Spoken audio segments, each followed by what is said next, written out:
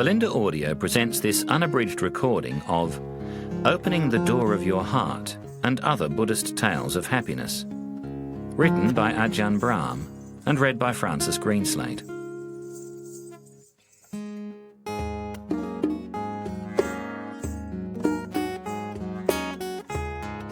I wish to acknowledge Ron Story for painstakingly typing up the first manuscript, my fellow monks for their guidance and help, and lastly, my editor at Lothian Books, Magnolia Flora, for her advice and encouragement in this, my first book.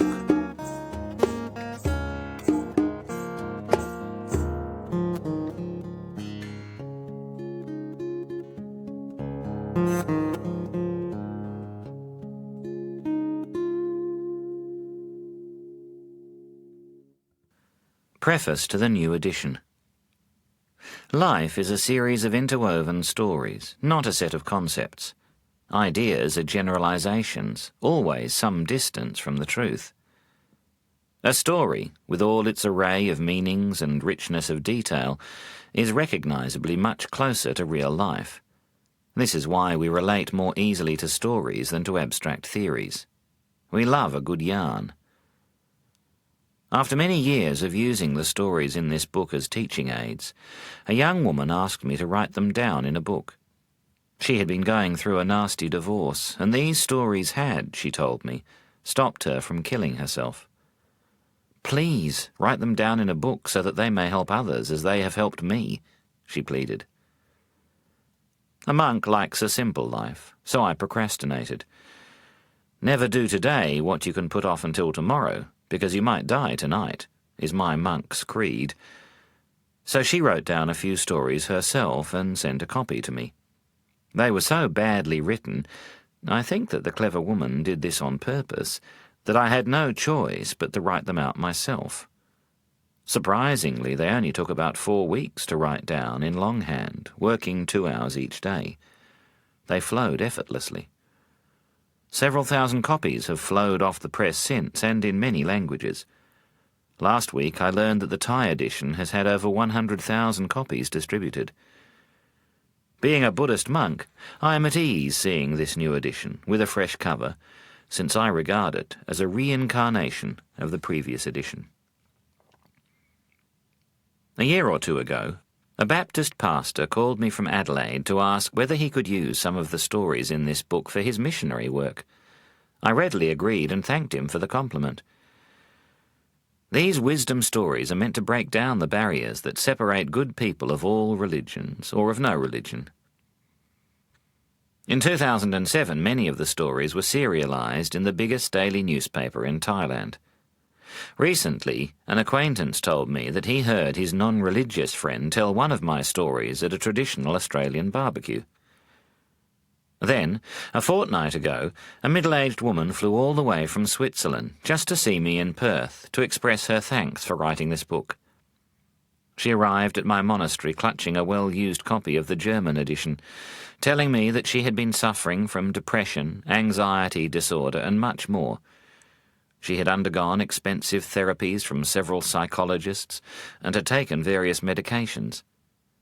Then she found this book, changed the way she looked at her life, and is now a much happier woman, free of medication. This was why she had to make the journey halfway around the world to thank me. As I happily signed her battered German copy, she started to cry. That is what I call my author's royalty. May the simple life stories in this book continue to help lessen the pains of modern life by seeing it from another angle. If they do, then that is all the royalties a Buddhist monk needs. Ajahn Brahm, 2008. Introduction. The stories in this book have been collected over the 30 years that I have lived as a monk in the forest tradition of Theravada Buddhism. For many centuries, Theravada has been the main vehicle of spirituality for the peoples of Thailand, Burma, Sri Lanka, Cambodia, and Laos. Now this form of Buddhism is growing in the West, and in the South as I live in Australia. I am often asked what the difference is between the major strands of Buddhism, Theravada, Mahayana, Vajrayana, and Zen? The answer is that they are like the same type of cake, but each has a different icing. On the outside they may look and taste different, but when you dig deeply into the tradition, you find the same taste. The taste of freedom. There was only one Buddhism in the beginning. The Buddha taught in northeast India around 2,600 years ago. That's a century before Socrates. He taught not only monks and nuns, but also many thousands of ordinary people, from rice farmers to street sweepers and even prostitutes. The wisdom of the Buddha did not come as a revelation from a supernatural being. It arose from the deepest of insights into the true nature of life. The Buddha's teachings came from his heart, opened by deep meditation.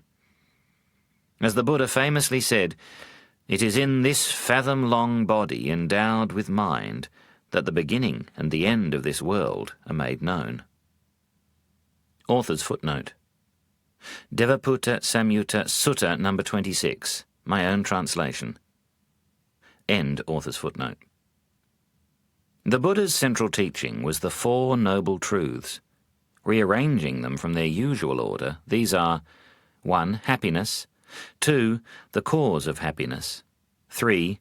The absence of happiness, 4. The cause for such an absence.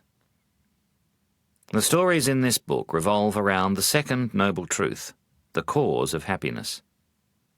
The Buddha would often teach using stories. My teacher, the late Ajahn Chah of northeast Thailand,